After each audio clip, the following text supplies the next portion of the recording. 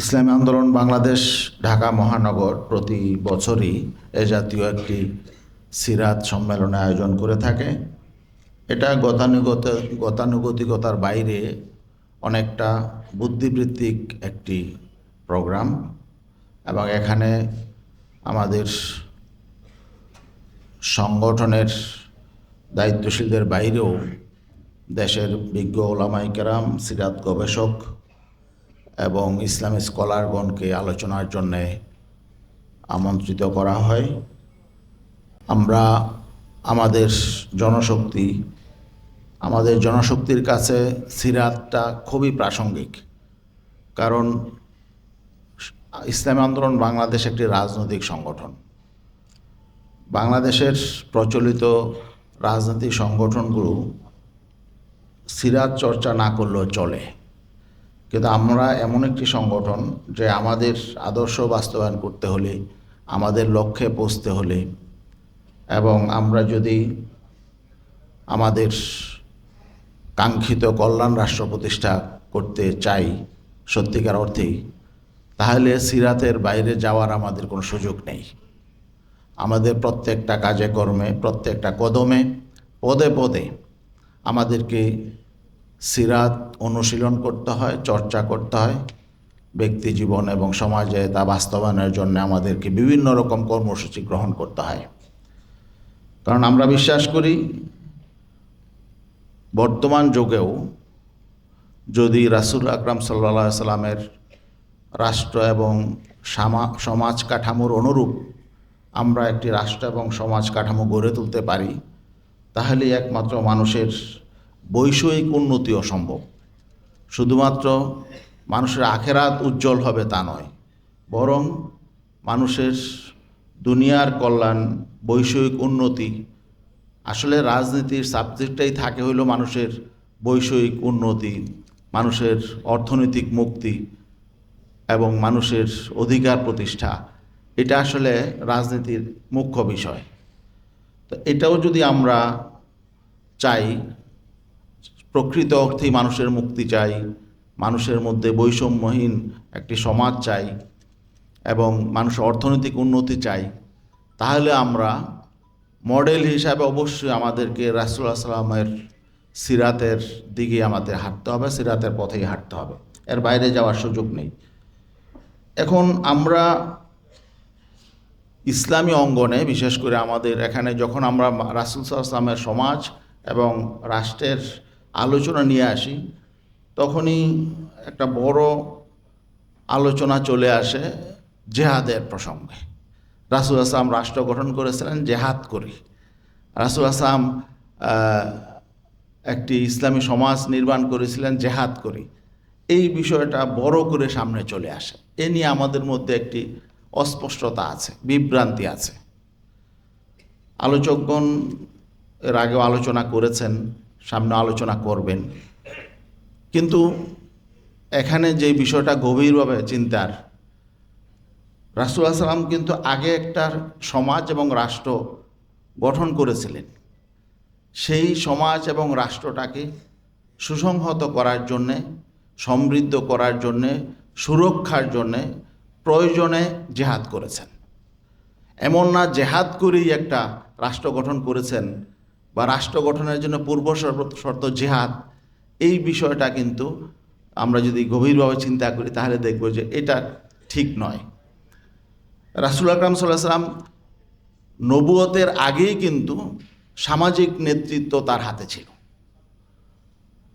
রাসূল আকরাম সাল্লাল্লাহু আলাইহি ওয়াসাল্লাম 40 বছর বয়সে নবুয়ত পেয়েছেন।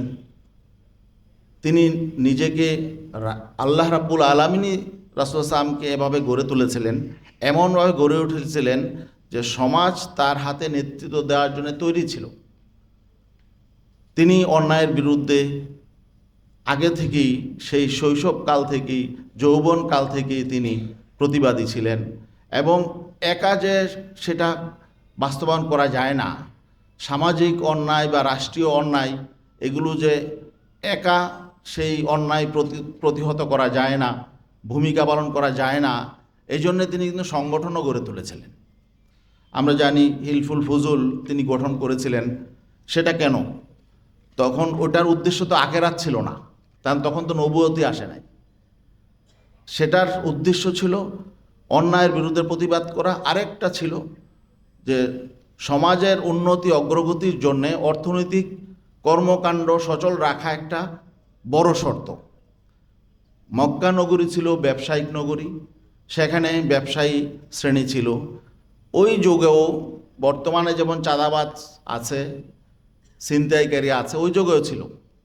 তো এই ব্যবসায়ীদেরকে নিরাপদে ব্যবসা বাণিজ্য করার জন্যে, চাঁদাবাজের হাত থেকে রক্ষার জন্যে, সন্ত্রাসীদের কবল থেকে রক্ষার জন্যে তিনি কিন্তু যুবকদের নিয়ে একটি সংগঠন কায়েম করেছিলেন। তার নেতৃত্বেই সংগঠনটা হয়েছিল, হিলফুল ফুজুল যাকে বলে। সেখানে আপনারা ইতিহাসে দেখবেন সেই সংগঠনের কর্মকাণ্ড কী ছিল। ব্যবসায়ীদেরকে নিরাপত্তা দেয়া, মাজলুমদের পক্ষ অবলম্বন করা, জালেমদের জুলুমের প্রতিবাদ করা, অসহায় মানুষের পক্ষে থাকা। একজন পারফেক্ট রাজনৈতিক লিডারের যে দায়িত্বটা, তিনি কিন্তু নবুয়তের আগেই সেটা করেছিলেন এবং সেই কাজটা অব্যাহত করেছিলেন, যে কারণে তার কাছে সামাজিক বিভিন্ন দায়িত্ব এসেছিল, তাই না? হজরে আসওয়াদ স্থাপনের জন্যে যে কোন্দল শুরু হয়েছিল, এটা সমাধানের জন্যে তখন তো আরও বড় বড় পণ্ডিত ব্যক্তিরা ছিলেন, নেতারা ছিলেন, তাদের কাছে মানুষ যায় নাই। যে কোনোভাবে আল্লাহ ওনাকে ওভাবে উপস্থাপন করেছিলেন, তিনি সেটা সমাধান দিয়েছিলেন। এটা সামাজিকভাবে এই গ্রহণযোগ্যতার কারণে। আরেকটা বিষয় হলো যে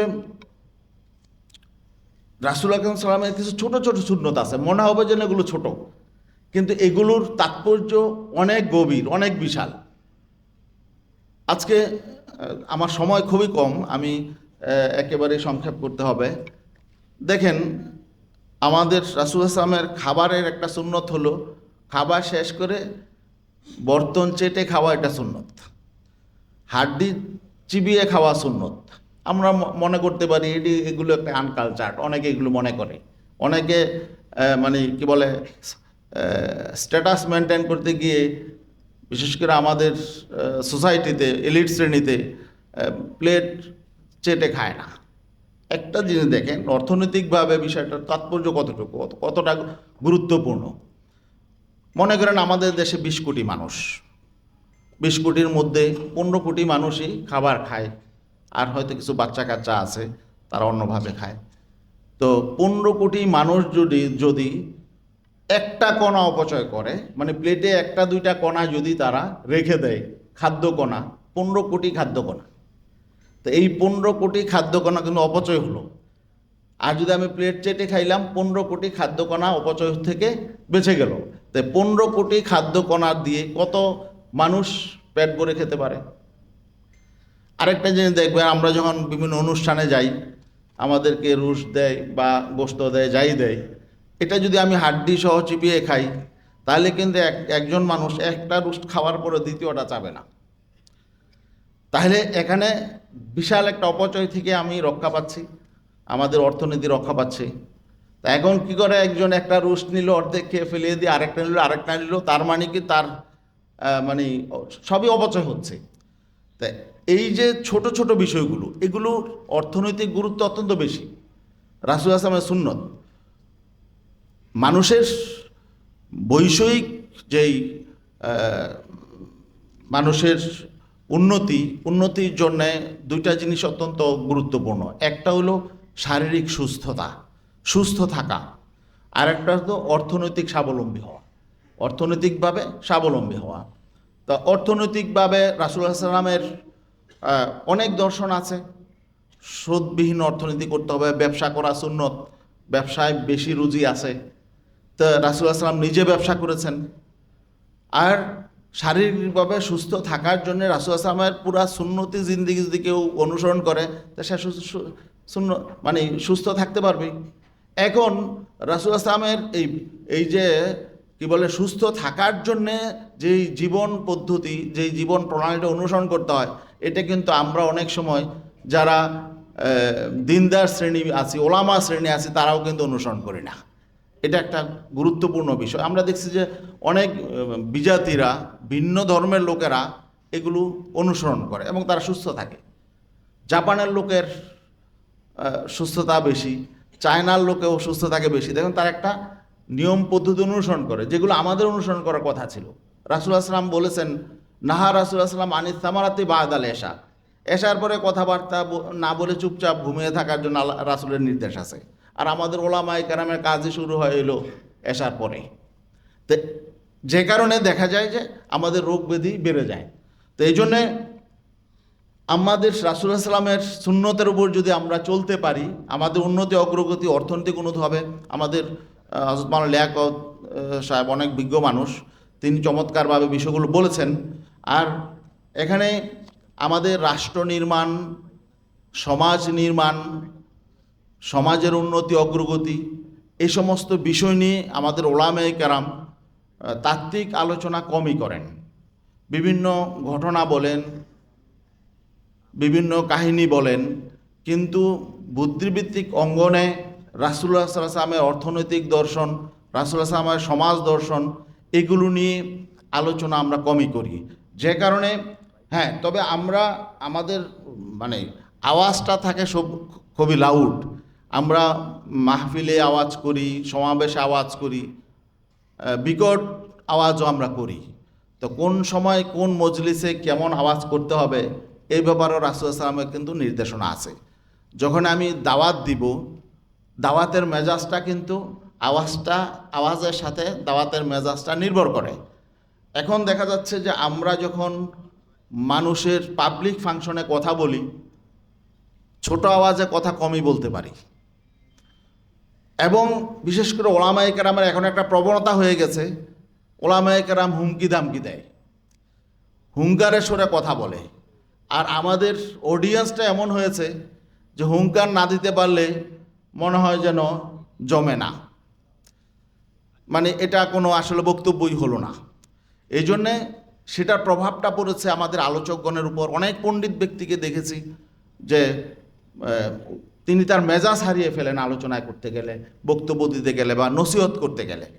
তো এটা কিন্তু মানুষের মধ্যে, আমাদের বিশেষ করে যারা জ্ঞানী মানুষ, যারা একজন মানুষকে সূক্ষ্মভাবে বিশ্লেষণ করে, তাদের কাছে কিন্তু এই বিষয়গুলো মানে বিরক্তিকর ঠেকে। এই জন্যে জ্ঞানীদের মধ্যে আমাদের ওলামায়ে কেরামের প্রভাবটা সেভাবে এখনো পর্যন্ত আমরা দেখতে পাচ্ছি না। তো এই জন্যে ওলামায়ে কেরাম তো সকলেই দায়ী। দায়ীদের মেজাজটা তো সেরকম থাকতে হবে, মানুষের প্রতি দরদ থাকতে হবে, মানুষকে হুঙ্কার দেওয়া যাবে না। রাসূলুল্লাহ সাল্লামের ইতিহাসে আমরা পাই নাই রাসূলুল্লাহ সাল্লাম কখনো এইভাবে হুঙ্কার দিয়েছেন বা রাসূলুল্লাহ সাল্লাম বিকট আওয়াজে কথা বলেছেন নাই। কিন্তু আমাদের মধ্যে প্রবণতাটা এটা আছে। হ্যাঁ, এখানে রাজনৈতিক মঞ্চের উপযোগী কথা বলতে হবে, সেটা ঠিক আছে, এটা আমাদেরকে একটা লক্ষণীয় বিষয়। আরেকটা বিষয় হলো যে আমাদের এখানে যে ওলামা শ্রেণী আছেন এবং ইসলামপন্থী যে জনশক্তি আছে, এটা পর্যাপ্ত, যথেষ্ট আছে। বাংলাদেশে একটি আল্লাহর রাসূলের আদর্শের আলোকে একটি কল্যাণ রাষ্ট্র প্রতিষ্ঠার জন্যে, একটি কল্যাণমূলক সমাজ প্রতিষ্ঠার জন্যে যেই জনশক্তি থাকা দরকার এখানে আছে। কিন্তু সেই জনশক্তিটা সত্যিকার অর্থে শিক্ষিত না। হয়তো আমাদের কিছু মাসলা মাসাইল আমরা জানি, কিন্তু একটা সমাজ এবং রাষ্ট্র পরিচালনার জন্যে যেই বর্তমান পৃথিবীতে যে জ্ঞান বিজ্ঞান দরকার সেটা নাই। আমরা এখন এটা উপলব্ধি করছি। আমরা বিভিন্ন জায়গায় প্রস্তাব করব, লোক পাই না। নির্বাচন কমিশনে আমরা কমিশনার হিসেবে প্রস্তাব করব, আমরা 5 জন প্রস্তাব দিতে পারি নাই। 5 জন লোকের প্রস্তাব চেয়েছে, আমরা পাই নাই, 4 জন দিয়েছি, তাই না? তারপরে আরও বিভিন্ন জায়গায় এখন আমাদের, যেহেতু আমরা একটা রাজনৈতিক দল, রাজনৈতিক প্ল্যাটফর্ম, এখানে এই শূন্যতাটা, এই ব্যর্থতাটা আমাদের আছে। এখন এগুলো কিভাবে আমরা কাটিয়ে তুলতে পারবো? অতএব আমাদের শিক্ষা সংস্কারটাও প্রয়োজন। বিশেষ করে কওমি অঙ্গনে, কওমি মাদ্রাসার সাথে জড়িত আছেন, তারা যদি আমরা এই আমাদের কারিকুলাম শিক্ষা ব্যবস্থা যদি আমরা সংস্কার না করি, আমরা পিছিয়ে যাব। আমাদের এখানের লিয়াকত ভাই বলেছেন, তিনি এক সময় একটি ছাত্র সংগঠনের সেক্রেটারি ছিলেন, ওনার কমিটিতে আমিও একজন দায়িত্বশীল ছিলাম। তা তিনি শিক্ষা ব্যবস্থার সাথে এখন পুরোপুরি আছেন, কওমি শিক্ষাধারার সাথে। ওনাদের এটা নিয়ে গবেষণা চিন্তা করতে হবে। আমাদের যদি শিক্ষা সংস্কার না হয়, এভাবে যদি চলতে থাকে, তাহলে আমরা সমাজ বিচ্ছিন্ন হয়ে যাব, রাষ্ট্রে আমরা সেভাবে সার্ভিস দিতে পারবো না। হঠাৎ করেই এক মানে একটা নির্বাচনে কিছু ভালো ফলাফল করলেই ইসলাম কায়েম হয়ে যাবে, বিষয়টাতে এমন না। ইসলামকে গ্রহণ করার জন্যে সমাজকে আগে তৈরি করতে হবে। আর বর্তমান বিশ্বের সাথে আমাদের এই রাজনীতি, আমাদের শিক্ষা, আমাদের সংস্কৃতি, আমাদের অর্থনীতি, এগুলোকে কিভাবে সমন্বয় করা যায়, সেই বিষয়টা আমাদের যারা রয়েছেন, বড়রা রয়েছেন, তাদেরকে চিন্তা করতে হবে। আধুনিক চ্যালেঞ্জের যদি আমরা মোকাবেলা করতে না পারি, তাহলে আমরা কোথাও বিজয় অর্জন করতে পারবো না। আর রাজনৈতিক ক্ষেত্রে প্রাধান্য বিস্তার না করতে পারলে আমরা সকল জায়গায় পিছিয়ে পড়ব। আর সেই জন্যে আল্লাহর রাসূলের সুন্নাহর আলোকে, আল্লাহর রাসূলের সাল্লামের শিক্ষাকে সামনে নিয়ে আমাদের এগিয়ে যেতে হবে। আল্লাহ আমাদেরকে শিক্ষার জন্য উদ্বুদ্ধ করেছেন। প্রথম ওহী ছিল শিক্ষার উপরে, শিক্ষার নির্দেশ, ইকরা, পড়াশোনা করা। আল্লাহর রাসূলও শিক্ষার উপরে গুরুত্ব দিয়েছেন।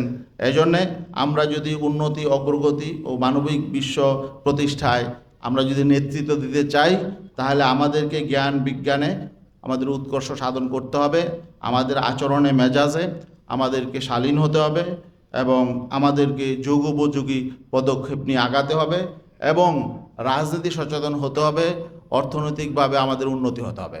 আল্লাহর রাসূল প্রথম জেহাদ, যখন বদরের জেহাদটা হয়েছিল, তখন তো কিন্তু জেহাদের উদ্দেশ্যে আল্লাহ রাসূল বেরোন নাই, বেরোইছিলেন একটা বাণিজ্যিক কাফেলাকে প্রতিহত করার জন্য। কেন?